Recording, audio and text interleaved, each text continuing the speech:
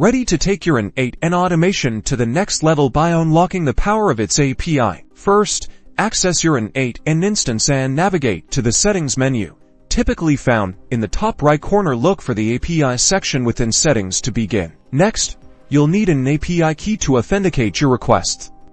Click the Generate API Key button and provide a descriptive name for the key to help you remember its purpose later. Carefully copy the generated API key and store it securely. This key is essential for authenticating all your API requests, so treat it like a password. Now, using a tool like Curl or Postman, construct your API request. Be sure to include the API key in the authorization header, typically using the bearer scheme. Make sure the API endpoint URL is correct. You can find a list of available endpoints in the N8n API documentation, like triggering a specific workflow. Finally, send your request and analyze the response. A successful response typically returns a status code of 200, while errors might indicate issues with your API key, endpoint, or request parameters.